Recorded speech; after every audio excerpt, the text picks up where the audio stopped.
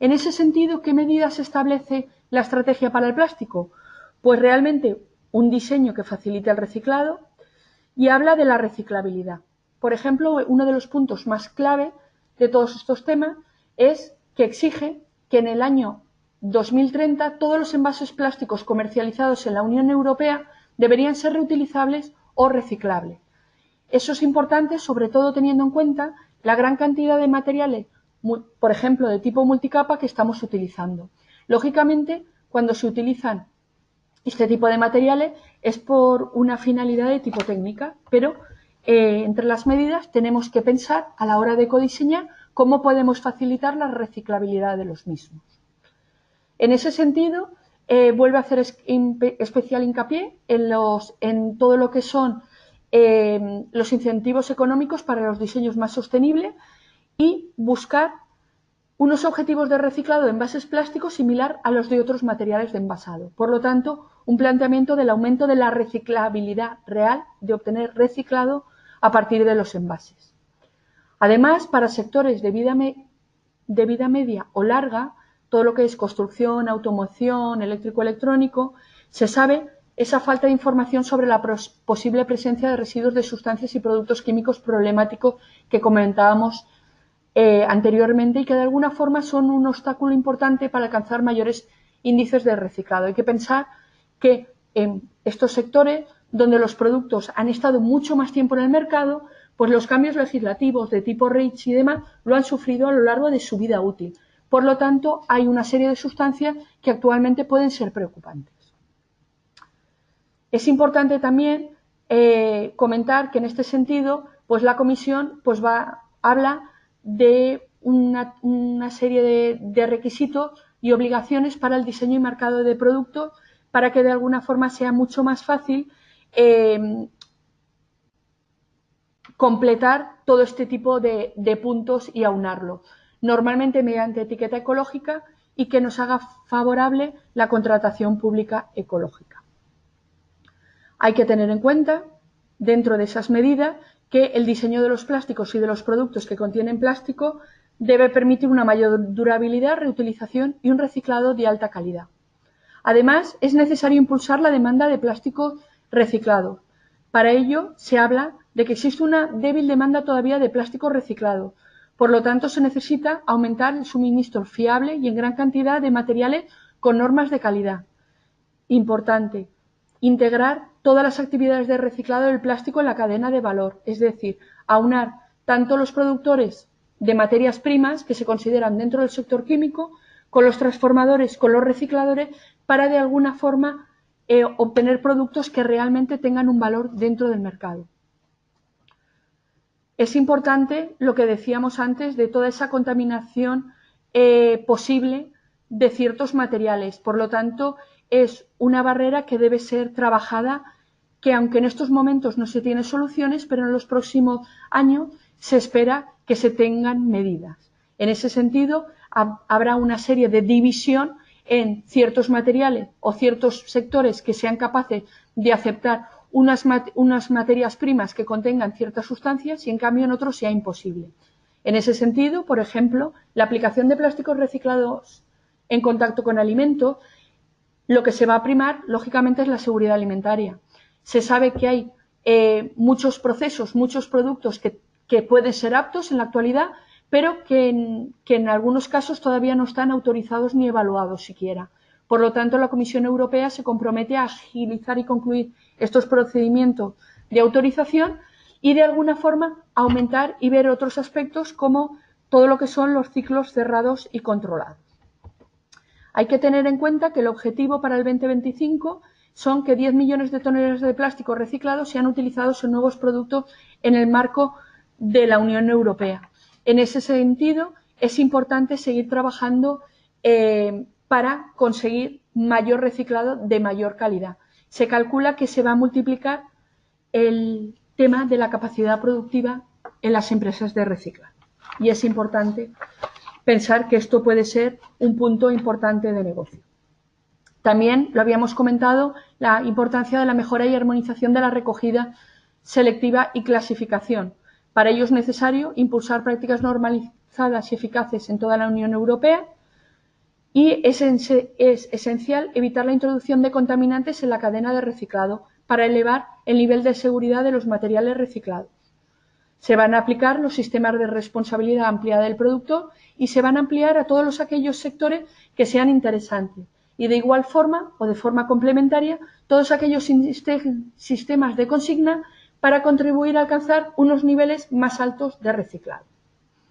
Es importante también la reducción de residuos plásticos y de los vertidos de basura, porque se sabe que es uno de los problemas importantes que existen hoy en día.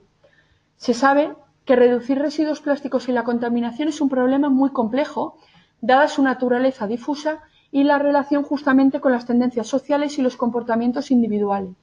Por ello se supone que estos sistemas RAP y los sistemas de consignas específicos pueden ayudar de alguna forma y deben ayudar mediante la financiación adecuada para reducir la basura plástica y en general fomentar el reciclado.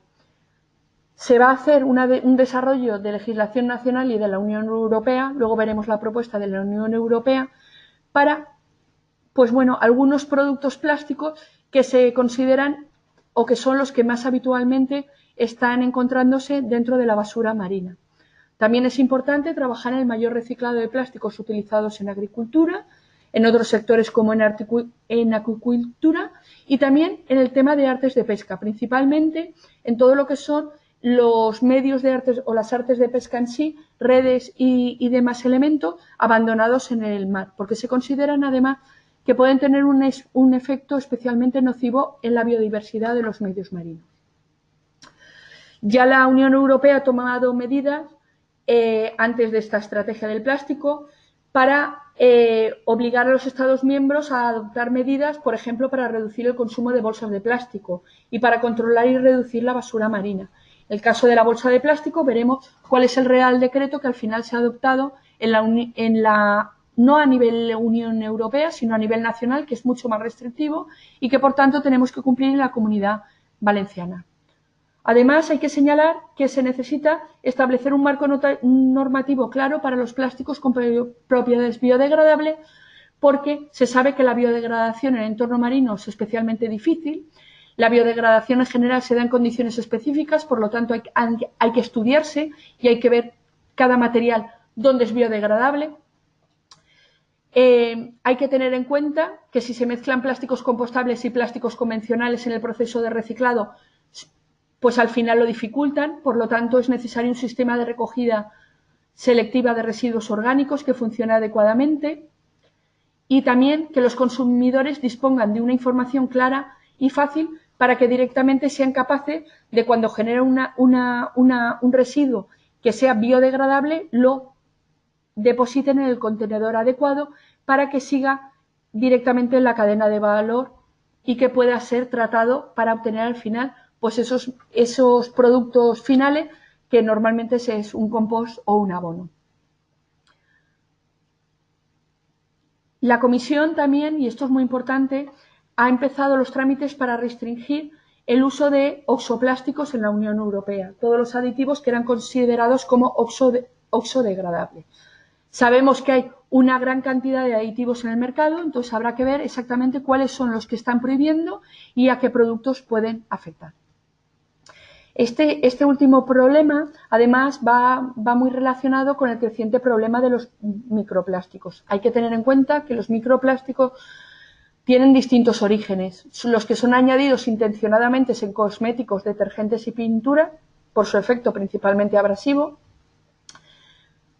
son añadidos intencionadamente por su efecto abrasivo, ¿vale? Y que normalmente son desechados en los medios acuáticos, pues por ejemplo, pues un detergente, si se utiliza un microplástico, pues lógicamente a la hora de lavar o bien la prenda o bien el producto, el utensilio, pues lógicamente lo hacemos en una corriente de agua y por lo tanto va a pasar al medio acuático. Y por tanto, pues aunque se hayan añadido en el producto para dar un buen resultado, al final nos crea un problema en la corriente, en el medio natural. Además, también hay que tener en cuenta los microplásticos, ¿vale? Pues todos aquellos que pueden dispersarse durante la producción, el transporte o su utilización.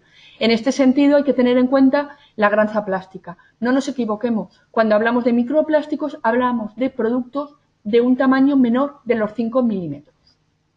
Por lo tanto, una granza estaría dentro de esta categorización y es importante pues, ver que no haya ningún tipo de pérdidas de este estilo.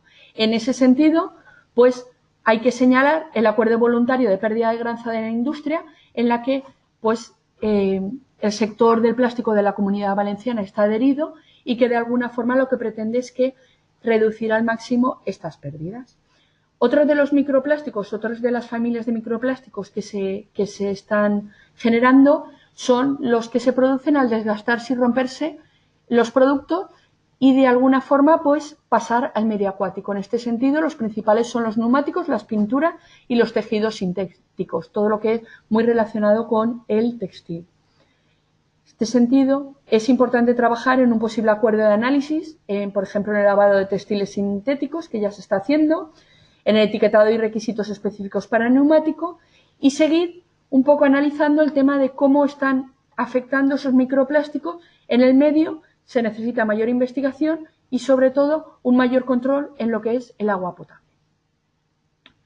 Bueno, vamos a seguir con una legislación muy concreta, que es el Real Decreto de Bolsas de Plástico, es el Real Decreto 293 del 2018, también ha salido este año, a mediados de mayo, sobre la reducción del consumo de bolsas de plástico y por el que se crea el registro de productores.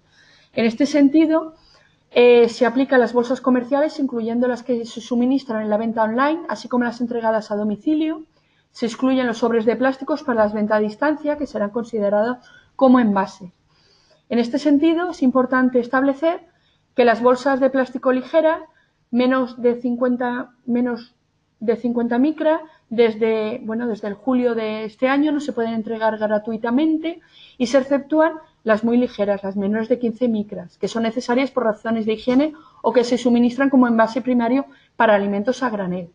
Hay que tener en cuenta que en enero del 2021 se prohibirá la entrega gratuita o no a los consumidores en los puntos de ventas de bolsas de plástico ligeras y muy ligeras no compostables. Las bolsas compostables, cuyo tratamiento más adecuado es a través de procesos biológicos, se gestionarán conjuntamente con las fracciones de biorresiduos presentes en los residuos municipales, evitando así que se puedan mezclar con otros flujos de residuos como los de envase plástico. También hay una obligación de marcado de las bolsas compostables. Y desde el 1 de enero del 2020, lógicamente, se prohíbe la entrega de bolsas de plástico fragmentable, es decir, fabricadas con materiales plásticos que incluyen aditivos que catalizan la fragmentación del material plástico en microfragmentos, que es justamente relacionado con una de las medidas que habíamos visto en la estrategia de plásticos. Para las bolsas de más de 50 micras, mayor o igual de 50 micras, se cobrarán desde julio del 2018, salvo las que contengan más del 70% de plástico reciclado. A partir del 1 de enero del 2021, estas bolsas, las bolsas de igual o mayor espesor de 50 micras, deberán llevar como mínimo un 50% de plástico reciclado, aunque en estas proporciones sí que se cobraría. Los comerciantes deben disponer de la documentación que permita acreditar dicho porcentaje, ¿verdad?, de contenido de reciclado en esas bolsas, y además hay una obligación de inscripción de fabricantes e importadores de bolsas de plástico directamente en el registro de productores de productos y además están obligados a proporcionar información relativa a la puesta en mercado de esas bolsas de plástico.